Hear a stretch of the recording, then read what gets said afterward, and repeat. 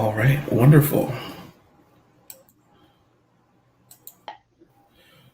Okay, what about now? Something's happening. There it is. Yes. All right.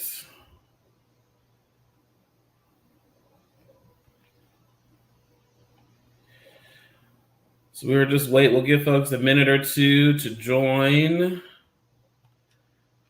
We see Rachel's in. Hi, Rachel. I guess you can't say hi back yet, but how do you see people in here, Terrence? If you click the private, that private tab, you can see who's in. Great. Oh, long time no see, Rachel. Yeah.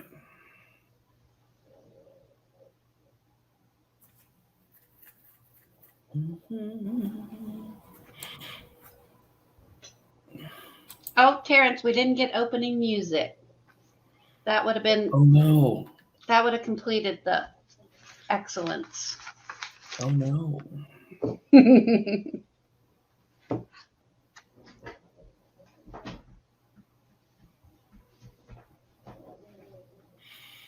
Welcome, Daniel. Welcome, Paige. We're going to get started in just a moment.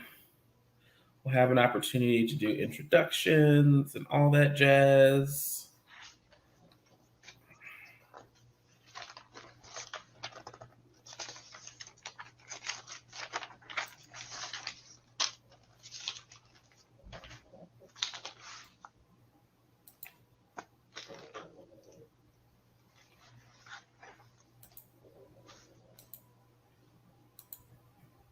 We'll give it just 2 or 3 more minutes. Thank y'all for being here early. Hello, Chloe. We see you're here as well. Welcome.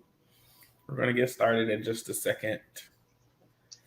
And we'll get to introductions and all that fun stuff.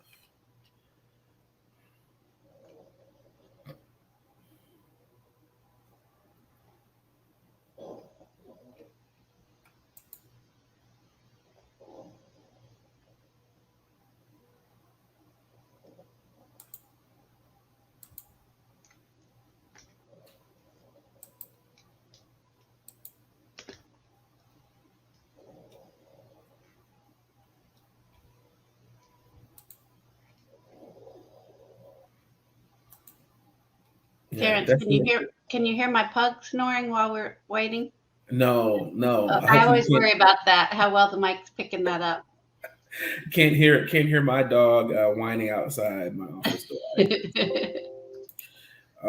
All right, well, we see folks will trickle in as we're going, and that is perfectly fine, but we can go ahead and get started. So first of all, welcome to all the folks who are joining us. I will not be putting my beatbox skills on this display. Thank you, Paige. But we're so glad that you all are going to join us for a conversation about equitable schools. And in particular, we're going to talk about, the impact of redistricting and integrating schools and the policies that can be in place to help us achieve that for the benefit of all of our students. And so I am Terence Wilson. I am IDRA's Regional Policy and Community Engagement Director. I also work as a lead with our EAC South, and I'm here with my colleague and friend, Kim. You want to introduce yourself really quickly? Sure. Hi, everybody. I'm Kim Bridges. I am thrilled to be here, excited to make this interactive so the policy piece of this generates some actionable steps for y'all. I'm an assistant professor of education leadership at Virginia Commonwealth University. Wonderful. So just to give you a sense of what our session is going to cover today, we're going to start with some expectations and introductions, talking about how we're going to be together in the room today. We're going to talk a little bit about the need for assessing equity in schools and why we engage in the process that we do here at the EAC and that we hope you all are doing in your own school environments. And then thinking about, one particular area of inequity that we've seen that is often comes up in our analysis of schools is thinking about segregation and the way that our schools have been historically segregated and are currently segregated. And we'll talk about what the impact of that is. But we're not going to leave it there. We're going to talk about different strategies and tools for us to integrate schools. And then we're going to have some practice together. So we've got a good amount of time to unpack a lot of these things. But I just want to say, as we're going through, please feel free to use the public chat box. If you've got questions, you can put them in the question and answer part, or you can put your questions in the chat. Both Kim and I are going to be monitoring that as we go forward. So I just wanted to start with some expectations for us as we're going to be in this room together and, talking about some of these issues, especially as it pertains to race. These are things that can be difficult to talk about and tricky. So we wanted to have some expectations for our group so that we can all, be on one accord. And so the first one is obviously pretty simple: be respectful of other folks, even if they have opinions that are different from yours. We're going to assume good intent. We're all here. We came to this convening because we wanted to learn, and we wanted to make sure that we're doing the things that are going to make us be able to make schools more equitable. So we're going to assume good intent, even if we have some disagreements, which we may. Be present. We know that it's going to be a good chunk of time for this session. So if you need to get up and excuse yourself, please feel free. But while you're in the room with us, we ask you to try to be present. Put your phone on silent. You probably need a break anyway. And so please feel free to do that. We have a little bit easier time with our one mic because it's only one of us that's going to be talking on the webinar at a time. But when you're in your breakout rooms, try to be respectful of other folks and allow other folks who haven't, maybe less willing to talk. Please make sure you please allow space for those folks. And finally, just listen to understand and try to understand where other folks are coming from. We're not trying to get into any arguments in here. If folks have any other expectations or group norms or anything like that they would like to have for our meeting today, please feel free to add them as we go forward, and we can keep this moving. So I think, the first thing that we want to do is obviously have an opportunity for us to chat and meet one another. And so what we're going to do now is we're going to go into a breakout room, and we're going to all go into the room together. And so let's see. I do believe we can do this all together. Let's see. Well, now I can only have one room. Can we just all go into breakout room 1? Does that? Yeah, that's what I was trying to do. Yeah.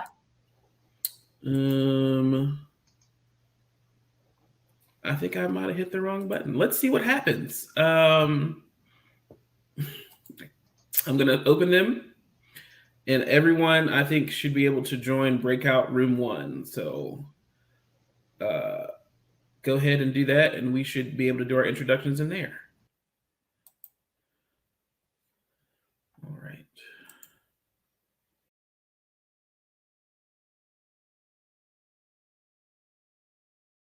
Everyone is back. So as I said, if you've got questions or thoughts, please feel free to drop them in the chat as we're moving along. But, one of the things that we wanted to start with a conversation with is around assessing equity in schools. And so a lot of times when we're doing our work, we're seeing things, we're getting individual cases of students that we're working with, or, parents that are coming to us and talking about issues that they may be having. And it's important for us to take a step back sometimes and assess the systems as a whole. We really try to be systems level thinkers and thinking about the different ways that we can understand what's going on at the root of a lot of the issues that our students and parents or educators may be having in our schools. And so I'm going to talk a little bit about the way that we at IDRA, the EAC South, assesses equity, and some of the ways that the way that we assess equity can manifest in some of the issues we're going to talk about related to segregation and integration. And so, when we come into a school district or we start working with the state agency, we think it's really important to understand what the context is. And I think a lot of consultants, a lot of folks who work with schools come in with an idea of best practices, and they've got, the research that's backing them, and they've got all of these things that they think can help these schools. And they don't take the step to understand the context, right? What are the relationships that are in play in a school district? What is the demographics of that school district? How fast has it been changing, right? Who are the folks in the school who have been there a long time that may be hesitant to make change, right? And so I think it's important. One of the things that we do when we come into a place, and I encourage you all in your own assessment of equity, is to make sure you have a good sense and understanding of the context, the local context, because it's going to be different in every place where you go. And there's going to be a lot of factors that are at play when you're talking about equity. A lot of times we go right to look at the data, we look at the disparities in discipline or the disparities in academic outcomes. But it's important for us to think about the larger context. And so we really try to do that first when we come into a new place and we start working with a new partner. The next step that we typically engage in is around collaborative change and strategy. So, again, a lot of the ways that we want to work with our school districts is in a collaborative spirit, in a way that we are not telling schools what to do, right? That we are working together in a collaborative way to make sure that we find out what strategies and solutions are going to work for them, what they're willing to do, right? And so it's vitally important that we do this in a spirit of collaboration in conjunction with lots of different stakeholders, right? We want students at the table. We want educators, their families, community groups at the table. We're talking about our change strategy, and we're doing it together. Obviously, there's got to be a plan with some benchmarks, right, that we typically are looking at. And then obviously we're looking at evaluation and review at the end of whatever changes we made to impact equity. We want to make sure that we're assessing how that works. And so we wanted to start here because this effort to understand what the equity challenges are in a school district are going to produce wildly different results depending on how you go about the work. So we want to stress at the outset that all of the things that we're talking about today, this approach, we want it, as we're thinking about policy and policy change, you want it to be collaborative, and we want you all to be intentional about how you're going about the work. So I think for us, this is just further unpacking what I mean by our understanding the context, looking at the collaborative change strategy, these kinds of things. For us, our audits, we do something called an equity audit, which we're doing in a couple of school districts, right? That's how I met Dr. Bridges, is from doing an equity audit with one of our Virginia schools. We're looking at all these different things that allows us to get information from various sites and various stakeholders. So we just wanted to start here to kind of lay the groundwork for how we go about the work. And oftentimes, one of the things that comes up for us a lot are differences between schools within districts, right? Oftentimes when we think about schools, a school district, we're thinking about it as a whole. But in the course of our equity audits, this happened in Virginia, it happens all over the South, the schools we work with. We see lots of differences within a school district if you go from school to school in different places. And so we're going to talk a little bit about how that manifests and why that is the case.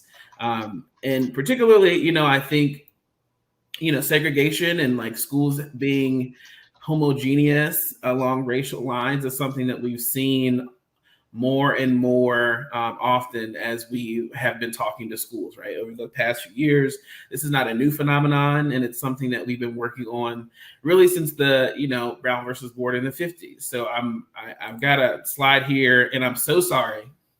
I'm not going to read this, but this is a quote from the case from Chief Justice Earl Warren talking about the central importance of education. And so we're all familiar. I will assume that we're all familiar, but even if not, Brown versus Board is one of the seminal cases that desegregated schools back in the 1950s. And really, we knew back then that segregation had a negative impact on schools, right?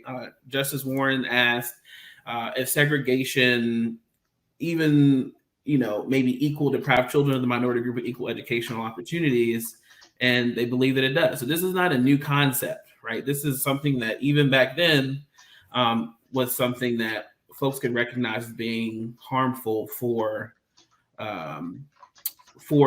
students, right? Particularly minority students, but really like students, all students that are in a district. And so they decided that they wanted to change. But I think the name of our presentation today and what happened next is that the court wanted to provide some flexibility in terms of how aggressive we saw school integration efforts happen. And so one of the lines from the court had to do with the process by which schools were going to be desegregated, and they said with all deliberate speed, right? And so we can see that a lot of folks even at the time knew that this was going to be problematic. One of the attorney, Thurgood Marshall, before he was justice, Thurgood Marshall noted that when he asked what all deliberate speed meant, he said that it meant SLOW, slow, right? And we've seen that over the course of time that the original efforts that we've used to desegregate our schools have happened slowly, and they've happened in a way that is not altogether unpredictable based on some patterns that are evident, right, in terms of housing and other things like that. So I just want to give a little bit of historical context. We've got one other quick little video that we wanted to show. This is Nicole Hannah-Jones, who is famous for her work for the 1619 Project, but also, but maybe folks know maybe a little bit less, is that she did a lot of writing, a lot of research and journalism around segregated schools and the impact that it has on students. So we have a little quick video. We're going to watch about 5 minutes of this video. And then we're going to talk a little bit about, why we might want to change some of these things. So hopefully when I play this video, it's going to play for you all. And y'all have to let me know if you can't hear, but this was from an education summit for the Atlantic. So can folks hear that? Or Kim, can you hear it? For joining me this afternoon. For those of you who don't know. Okay, hold on. Kim, maybe if you mute yourself, maybe it won't echo. Let's try that. Deep, insightful, and illuminating reporting about the state of American education, and particularly on the subject of school segregation. So when you hear the words school segregation, I think a lot of people think Jim Crow, and they don't understand the implications of that phrase in the 21st century. And let's just start there. What is school segregation, and who is harmed the most by it today? So school segregation is much the same as what it was during Jim Crow, except that it's not mandated by law. And so what we mean when we say that schools are segregated today are that you have large numbers of particularly Black and Latino students who are in schools with no other racial groups, who are in schools where they are isolated both by race and today often by poverty. The measures are typically large numbers of Black and Latino students in schools that are 90% or more Black and Latino, and segregated typically away from white and Asian students. How does this happen? Right? Because there was a movement in the 70s to ensure that schools were integrated. How has that fallen away? And in particular, in the last several years? So it's happened in a couple of ways. In the South, after Brown v. Board, because the South was de jure segregated or segregated by law, we saw a great deal of desegregation. And in fact, the South for the last 40 or so years has been the most integrated part of the country for Black students. But what has happened is those court orders that were mandating that desegregation have been lifted, and as they've been lifted, school districts have done a variety of things to resegregate schools. Outside of the South, we've never seen wide-scale desegregation. So at Brown, places like Chicago, New York City, Boston were heavily segregated, but have never, Boston underwent desegregation, but most places outside of the North never really integrated. And so we've seen a sliding back in the South and just an entrenchment of segregation outside of the South. And this isn't an issue just because we want ourselves to be a nation where our schools are integrated and people, young children and middle school and high school children learn alongside alongside folks who have different experiences, but because there are specific outcomes, right? I mean, to go to a school that is effectively a segregated school, there are real outcomes. There are real differentials here. Can you tell us a little bit more about what those are? Absolutely. What we know is that separate has not been equal for one day in this country, that we have never given the same resources to schools where there are large numbers of Black and Latino students. And what I mean by resources is the more heavily Black or Latino a school is, the less likely that school is to have qualified, experienced teachers, the less likely it is to teach a college prep curriculum. Its facilities tend to be worse. It has less technology. And this is across the board. It doesn't matter what region of the country you're in. It doesn't matter if you're in a majority Black or majority white school district. It doesn't matter if you're rural or urban. So what that tells us is our educational system was built on a racial caste, and we have not undone that. Well, and when you know, in your reporting, you talk about the housing system too. I mean, redlining has contributed to school segregation. And when you think about the sort of deep institutional roots at the core of this problem, I mean, is it going to be fixed in our lifetime? As we tackle, I mean, we are at least looking at the problem and articulating issues around it. But when it comes to institutional failure at this scale, I mean, how likely is it that we even can get our arms around the problem within a generation? So that is a very, very good question that was posed by the presenter there. And we're going to talk a little bit more about how this looks and how we might be able to tackle it. So we don't want to give away what Nicole Hannah-Jones' thoughts are. And again, apologies if there was an echo. We posted the video up there for folks to be able to go back and watch at your own leisure. But, you know, I think that that's one of the main questions, right? We kind of see what the problem is. We see how it's happened historically. So we're going to focus over the course of the next, you know, good little bit on how we may be able to address it. So I'm going to kick it over to my colleague, Kim, and we're going to talk some more about what this looks like and some of the ways where we might be able to get to the benefits of integrated schools. Thanks, Terrence. All right, I threw in the chat a couple things that we're definitely coming back to that she surfaced in that discussion about sort of didn't we already integrate? And so we just wanted to show y'all a visible, relatively contemporary example from one of my neighboring school divisions here in Virginia. But y'all heard in the intros, Daniel talked about seeing it.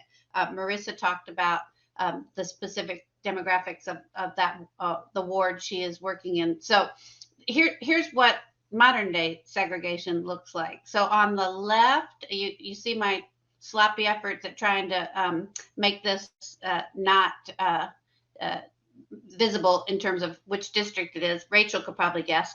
But on the left, you see the racial demographics for a large suburban rapidly diversifying school division in Virginia. I think I've covered up which colors are which race, but you can see just generally a rich diversity, no single majority by race in this division. And then I pulled two different schools within that same division. So on the right, you will see a division that is majority African-American, and you'll see a school that is majority Black. And you can see the smaller slices of pie and the various colors there. I believe the aubergine, the purple there, represents a rapidly growing Latinx population. But this is an example of a school division that is not leveraging the rich diversity it has as a whole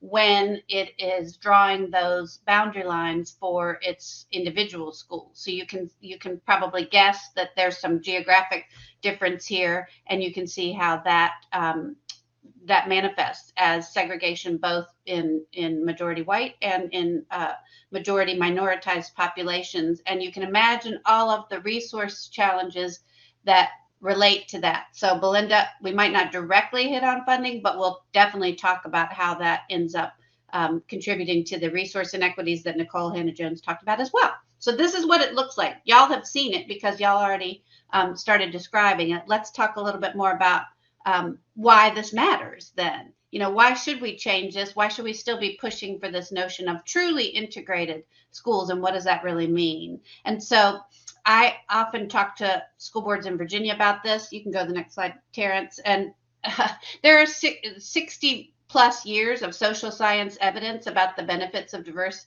equitable, and inclusive schools. We could do a whole semester-long course on that, but I try to boil it down to sort of the big key points. We see over the decades of research on this, the academic achievement increases for all students. It stays, it doesn't decline for white students, which is a myth that I hear all too often when I'm talking to folks about in the field about this. We see increases in the ability to problem solve, to think critically, to communicate across lines of difference. We see improvements in intergroup relationships, and that idea that that the Supreme Court Justice articulated on Terence's slide for guess what? A multiracial society. And that is what we have. The democratic society preparing students to be good citizens. That is increased when kids are learning together across lines of difference. Longitudinal studies show benefits in life outcomes, areas like education, post-secondary education, career attainment, even earnings, and longer lifespans and health for students who experience truly integrated schools, particularly at the height of the desegregation era in the 80s and 90s. At the same time, we see this the decreased likelihood of dropping out. And yes, we see decreased prejudice across racial groups when students are in diverse, equitable, and truly inclusive schools. So that's the why, the quick why.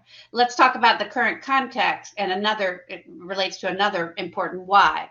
As we know here in Virginia, probably I'm assuming is the case in states that y'all work with regularly as well, because this is a national phenomenon. Students of color now make up a majority of K-12 enrollment, and yet at the same time that we see this wonderful growing diversity, we see school segregation by race and poverty deepening. And so this is sort of the big problem of practice that we're trying to really think about differently in one particular kind of policy, but Terence is talking broadly about how we think about these equity issues as well. That's the why, y'all.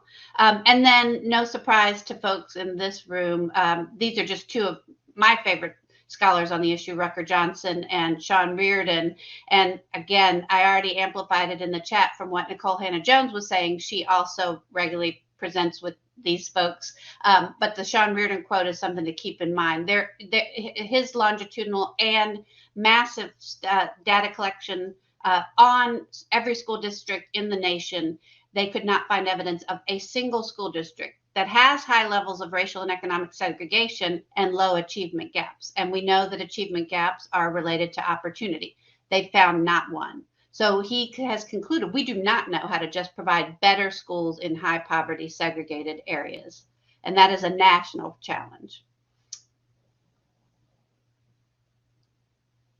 And then last but not least, I always have a Thurgood Marshall slide in every presentation on this. If you're not convinced by now, his statement alone should be evidence of why we have to keep working at that, because unless our children begin to learn together, there's little hope that our people will ever be able to live together. And I think we all could speak to the division of our current times and wonder whether that might have been different if we hadn't taken that deliberate speed approach and had truly held the line on our commitment to integration instead of watching resegregation surface and progress recede in the height of the desegregation era.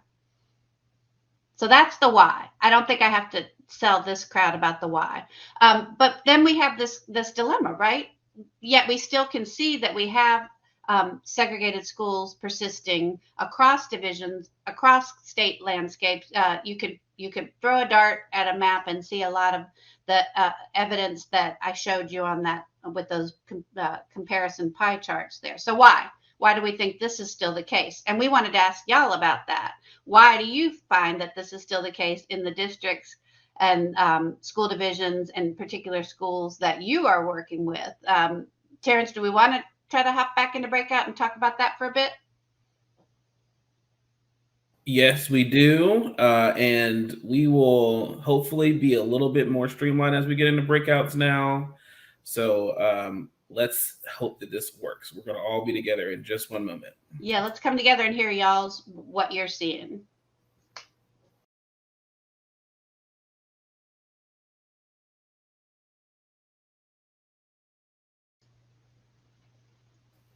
All right, perfect.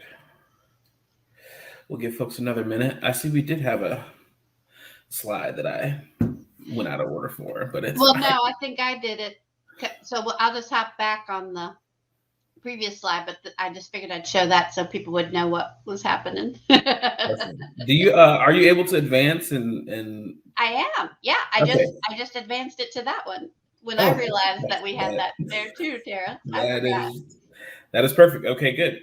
Yeah, apparently that there's a present slides button and there's a share screen. So if I'm not sharing a screen, we can do the slide thing together. So perfect. All right. So it looks like we have Marissa, Rachel, Daniel, and Chloe back. So if y'all are back, just let us know. Give us a back in your in the chat there so we can know that you're back. And we'll keep things moving. Oh, good. Thanks, Daniel. All right, good. Thanks for coming back, y'all. I'm going to go back one slide because we wanted to show the break slide, but this is just a recap of everything we just talked about. So sorry, Rachel, that you missed that discussion, but I'll give you the headlines because Daniel, Chloe, Marissa, we all kind of elevated the things that this slide speaks to, and that is the link between schools, housing, and choice. Those big buckets of all of the issues. You know, if you're in segregated neighborhoods, if you're in neighborhoods that have a lack of affordable housing or maybe gentrifying, then it's harder for schools to sort of naturally have an integrated school setting when all of the geography around it is segregated. So that's a huge thing. And then the choice issue, the issue of charters, of competing private schools,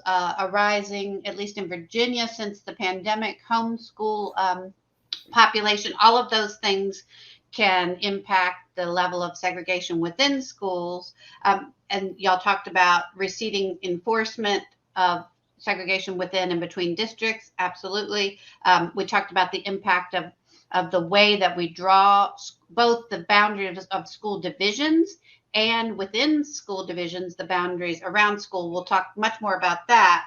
And then we didn't call it this, but we definitely talked about this concept of opportunity hoarding that can happen when parents see public education as a private good and are shopping around for the best situation for their child and not so concerned about this idea of, you know, the democratic purpose of schooling. The only other one I wanted to mention that wasn't explicitly talked about, but is huge and will not surprise anyone, and that is perception. The ideas and other folks have done wonderful research on this, that white families in particular do, when they're looking around for schools, do still have racialized perceptions of excellence. And even in cases where we have equivalent measures of academic achievement, whether it's by standardized test scores or graduation rates or other things, after a certain level of racial diversity, those parents will not choose those schools. And so we have this challenge of that lower right visual represents sort of the network, the playground chatter that can impact perceptions of quality that can contribute to school segregation. And then we have these issues of rating systems like the U.S. News and World Report rankings, like some of the apps that parents can see that foster this very narrow definition of good schools based on standardized achievement metrics, which can then perpetuate segregation and not looking holistically at what school quality can be and should be. And so all of those things together create this sort of nest of thorniness that we are here to address. So we know what the common barriers, those common persistent obstacles are, but I want to talk to you about a few other barriers. And full disclosure, I was one of these people, local school board member. This is national data, the most recent data we have, which is 2018 from the National School Boards Association, just looking at the lack of representation. Remember, we're talking about nationally and within many, many school divisions, a rapidly diversifying K-12 population. We hear a lot about how the teaching force is not representative of that population. We don't hear as much about how the policymakers are not either. For school board members, the median age is 59. You can still see overwhelmingly white school board elections for both elected and non-elected school board members, 40% retired and 60% without children in school. So that is significant when you think about the connection that school board members may or may not have to wanting the best for all children when they don't have that particular connection with the schools themselves, because children aren't even there. So I think that's a barrier that we don't talk enough about. Not that this means I'm painting everyone with an anti-equity brush just because of these demographics, but representation certainly matters, and the potential for bias is there if school boards aren't proactively working against it. Then we talk a bit more about the context. Terrence, you want to speak to this a little bit more? Yeah, I mean, I think so. There are a couple of, these are the kind of the three areas where we see a lot of the barriers fall into. So, Kim talked a little bit about some of the leadership and demographic challenges with the policymakers. We see also a lot of resistance, right, to trying to do something different in terms of politics. And we'll talk a little bit about what all three of these might mean. But, I think one of the things we wanted to highlight is that, this is not a issue that is desegregation, like the actual legal desegregation is not something that is a thing of the past. I think often people, when they think about desegregation, think about something back in the 50s, but it's just one of the maps. We have a dashboard on our website that kind of shows you like where there are school districts that are still under desegregation orders. I don't know if any of you all know. I mean, this room may be a special case, but a lot of folks don't know that they have school districts in their own state, in their own area, that are under desegregation orders still. So I think that part is important for us to remember as we go forward. But, I think obviously we all have seen what the narrative looks like in conversations when people are trying to do things differently with regard to changing school patterns and having different policies where we're going to have students in different places, right? There's it's the same narrative that has been around since the 50s and before, a Jim Crow era kind of conception that, we don't want those kids in our schools, right? And so, Kim, did you want to add anything, to this, or? Just to tell y'all, so, the photo on the right is Boston circa, or late 60s, this opposition to busing. But look at the language. The picture on the left is Charlotte, Mecklenburg, North Carolina in, I think it was 2017, 2018. But some of those narratives are very much recirculated. Forced busing, saving schools is a trope from the pushback to desegregation. Saving neighborhood schools from what? These are not words and narrative themes that come about by accident. There's definitely a historic repetition of many of these, whether it's a policy on integrating schools or, many of the equity policies that we've seen in more recent times and the current, anti-CRT conflict campaign that we've got going on. A lot of these narratives are very common, persistent, historical. And then if you let me advance to the next slide, and we'll talk a little bit more about some more research that I've been part of as part of a team at VCU with the WT Foundation grant. We did look specifically at public comment in two large district integration plans related to rezoning. And, these themes will not surprise y'all, that that these issues are historically embedded, that past desegregation decisions are still shaping trust, both from minoritized populations and from, dominant white populations, but in very different ways that play out in patterns of really unequal engagement in these processes. So we see this theme and this persistence of outsized white voices, and then what the consequences of that in these processes can often be Black and brown families invisible or reduced to far less important voices in the process. And so public engagement becomes a really big dynamic that we have to confront about these processes. And then we found in both of these divisions that we were looking at this, this language of avoiding race, but bringing in lots of proxy barriers that substitute for race, socioeconomic variables amongst others. And so we know these patterns persist. We know that that's that politics, that contextual issue that Terence was describing, in addition to the structural issues that y'all surfaced and the legal issues that we've all been confronting. And that's what produces something like this. This is actually a school zone within a district boundary. I think it's New Jersey, but I de-identified it to make it that idea of gerrymandering really visible to y'all. That, there's no natural reason why there should be, this little jagged line and these indentations around that these don't happen by accident or by, some kind of natural boundary. The quote from Kimberly Quick from the Century Foundation, because our neighborhoods were constructed through these man-made processes that were designed in many cases to propagate racial and social segregation, we end up replicating those kinds of boundaries in our school zoning decisions. But we'll talk more about how to break those links a little bit more in just a moment. We wanted to get the right side here, right, Terence? Go ahead.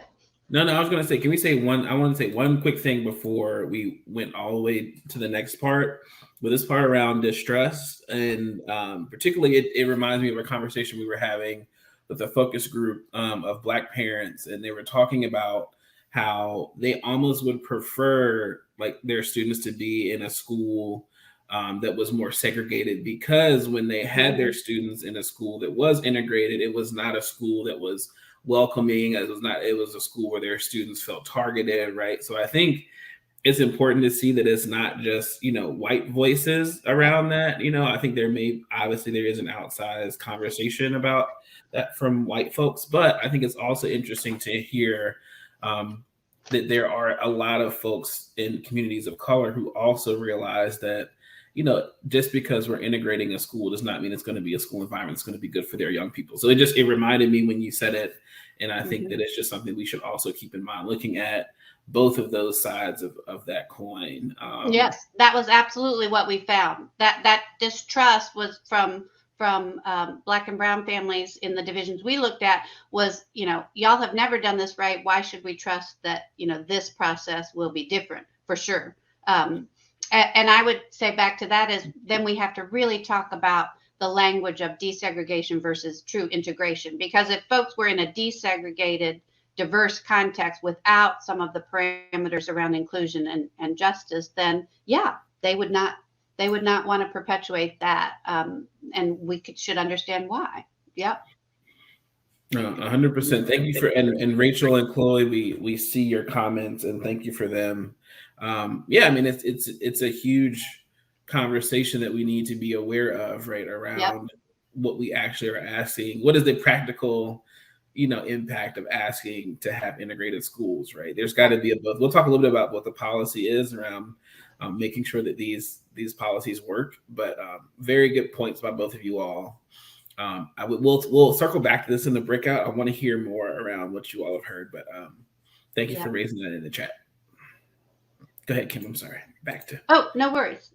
This is you still. Oh yeah, yes. So one of the things, right? We're setting, so now we're transitioning into. This is kind of the historical context. We've talked a little bit about, like some of the barriers that we see, right? But we want to talk a little bit about what can be done on a proactive side. What are some of the things we've seen kind of work? And so one of them. That I think is really important that will uplift is having leadership and vision.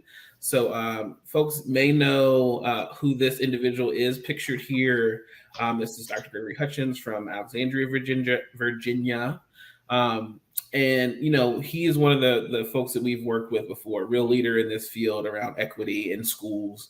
And this is the page that you see here is a screen grab from their strategic plan. And so I think it's really interesting that they put right out in front that they want to have a school district that is focused on racial equity, like not equity in a broad sense, like not equity without any understanding what that means, right? Like I think it was really intentional, and I think that kind of leadership is really important because there's going to be lots of blowback, lots of opposition, as we mentioned, right, in a lot of different ways. But I think it's really important for leadership to be on board with this and to be leading this train, and then also to have a vision, right? So I think some of the things that we really also like in this statement is not only that they're focused on racial equity, but they've got a good definition of what happens when we achieve these equity aims, right? So if you read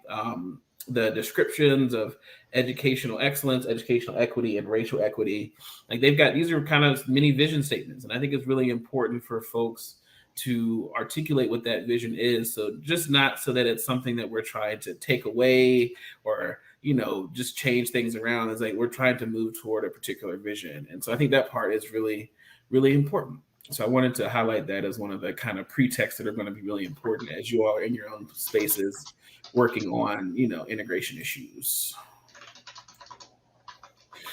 And, you know, one of the questions that, you know, some of the questions that we think are really important to ask is here when we're moving toward making changes, right? We want to do change processes in a way. We mentioned earlier that it's very important to have community input, and it's very important for for us to move in a way that's collaborative with communities.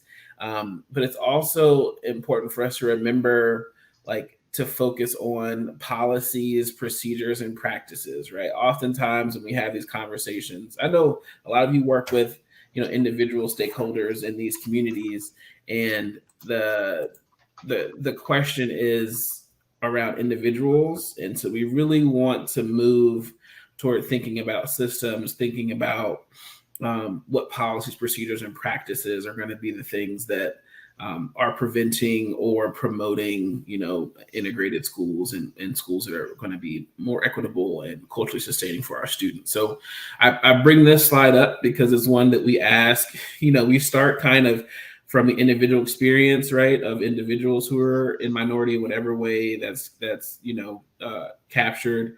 But we always kind of move toward policy and practice because we want to be doing things that are going to impact schools at a broad level and also impact schools over the long haul. So I just wanted to bring that up just as another prerequisite to moving in the direction of creating more equitable schools, is that we have to be thinking about policy and practice. So we want to talk to y'all about what you found helpful. This slide is representative of a book, Keeping the Public in Public Schools. And Del Burns, who's one of the co-authors, was superintendent of Raleigh-Wake County during a particularly contentious backsliding on their integration policy. And these 4 terms are what they use in the book, but I think we could add terms from our current moment to this, like parent rights on the left side and equity on the right side. But the important thing about that framing is what Del Burns talked about is when you have folks that are striving to, you know, skew the balance, to weight one side of this equation over the other, we have to help broaden their thinking. It's this idea about, you know, my child and all children. We can't ignore either one of those things, but we have to be able to call out when folks are speaking from one side of that balance in terms of what our public schools are meant to do, and really start bringing attention to the counterbalance to that, not that one has to sacrifice the other. Another way to think about it would be, it's not a zero-sum game. So, that's one framing that I have found helpful when I'm working with boards who are facing, pushback that is trying hard to take that seesaw and push it hard and down in one direction. But what else? Let's hop into the break room and talk about what y'all have seen as helpful before we start talking about some specific policy language that you might find helpful to carry forward. Okay, so I'm gonna This is send you where- all to the breakout rooms. I'm Yep. gonna stay out so I can make sure that we all make it in. So, but I'm opening the rooms now. All back. Okay. Okay, I tried to throw 2 links in the chat that is just a hobbly-gobbly mess. So let me try to separate them so y'all can at least have access to these. Okay, I think that's the first one. If you have Google Docs, this link should force you to make your own copy of this policy template. So here we go. That's that one. Are y'all able to get that link and get a copy? If you're not, I've also got a Word version of it. Let me pull that up. Well, I can email the Word version, right? I can't give you a link to a Word version. I just realized that. But see if that works. Will somebody tell me if that worked? Oh, it says you need access. Daggone it. Hold on. Let me make it accessible to anybody. Oh, yeah. It was limited to VCU. Sorry, y'all. Can edit. If you refresh, I just gave more permission. See if that works for everybody. Chloe, did that allow you in? Oh, yay. Okay. So now you have a copy of this thing. And I'm going to skip ahead to the thing that we're talking about here, if that's okay, because we kind of just talked about, we're going to zoom in to rezoning policy in particular, but I think many of these policy parameters in the language that we're going to talk about would be effective in a variety of policies, like detracking, some of the things we were just mentioning. So these are slides that I think would be repetitive now, but this is why we're focusing on rezoning, because it happens all the time. Somebody mentioned overcrowding as an impetus. A lot of kids get rezoned on a pretty regular basis, we found in our Virginia research. But what can you put into policy to leverage that opportunity for equity? And so this slide sort of captures the big policy components that we think are important for policymakers to be thinking about. So that means, remember we were just talking about this lack of clarity issue. Whoops, the screen just went away from me. Did I do that? I did. I did it myself. There we go. Thank you. I'm stopping screen sharing. Terrence, did I click on something that messed us up? I don't know, but we're back to slides. Here it is. Okay, I see it again. Do y'all see it? So you just heard from Rachel saying, if you're not clear about what your rationale is for doing this policy, whether it's rezoning or detracking or AP, gifted offerings, all of the places where you can see segregation manifesting. If you don't have a written rationale or impetus for that, then yes, folks are going to get upset when you start trying to make changes because you weren't clear on the front end about what you were trying to accomplish. So policy language should always include that rationale or the impetus for change that will sort of trigger processes to happen. And then define what you mean. In our case for rezoning, in that template, I'll show you the language we came up with. I'd be real curious for the legal folks to weigh in on that, because we did have a lot of integration scholars like my wonderful colleague Genevieve and others look at that, but give a definition of what you're trying, the problem that you're trying to overcome. Make it visible, to Daniel's point, whether it's in visuals from data you've gathered in advance, but in the policy language itself, make the challenge visible to policymakers so that they know what they're trying to correct for. And then make integration a priority, because as we've already talked about, with rezoning in particular, there are lots of reasons why districts undertake it. Overcrowding is a common one, but the converse of that is true. If you have declining enrollment and excess capacity, or old facilities that you're trying to close, you're going to be doing this for lots of reasons. If you don't keep integration and as a continual priority, that can get lost in the sauce of these very messy processes. Then make the impact clear of whatever is getting proposed to comply with your policy. So an accountability mechanism through language in the policy itself that sort of forces policymakers to make visible, if we've got 3 scenarios here that the school board is going to be choosing from to redraw boundary lines, show the impacts of each of those scenarios on racial and socioeconomic diversity. And if you see one where there's a clear, segregation or resegregation or making things worse, the board can dispense with that one right away because you've made it transparent and it's not complying with the language that you set out.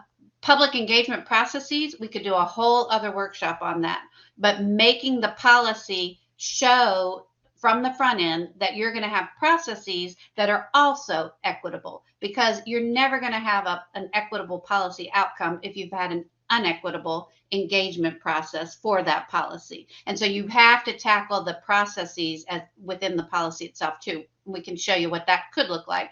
And then to y'all's point, even if you get some boundary lines that are great and are going to bring kids together across lines of difference, if you don't address that second type of school segregation, we can call it all kinds of things: second door, the tracking, the gifted, the discipline disproportionality, the school choice competing policies. If you're not talking about those as well, then you may be doing all this work and then finding the same old scenario that Terence talked about before with Black and brown families going, see, you told me it was going to be different, and I'm still getting into a school and seeing identifiable classes by race and class. I can tell which ones are the advanced classes and which ones are the regular classes, because you didn't address the other types of segregation that can happen within schools. And then I think this is the last one that I can see anyway, is within that policy itself, illustrate the connections to other policies that provide these choice mechanisms that can also circumvent whatever you do through student assignment. Because if you have a wonderful school boundary line, but then you have a competing choice policy that's siphoning gifted kids and busting them across town, then you've just, again, subverted your own policy. So if y'all want to see what that looks like, those are the components. The document that I just gave you access to be able to make your own copy of shows you what we came up with in terms of language, policy language that you could straight up cut and paste. But Terence, can I now share my screen and show what hopefully everybody now has their own copy of at the same time? Yes, go ahead and share. You should be able to share your screen. Okay, let me try it again without messing everything up. Now you're going to see my messy screen, right? But now can you see that? It's loading. Yes, it is very small, but I think we all have our own copies. As long as you have your own copy, maybe we'll hop out into the breakout room and just talk about these again. Does that sound okay? But just wanted to show you the idea for the template is you can explore where your own current school division's policy stands compared to this language. And then actually the idea is we could come up with some new policy language, either amending what you've currently got at the school division level or using entirely new different language if you think about these different components of the ideal policy. But let's see if we can chit chat about it and make it make sense for folks, because we want it to be something that's useful you can carry forward. Okay, so yes, we were all going to go into the breakout room. Let me stop sharing. And I'll come in a moment, but everyone join breakout room 1 if you can.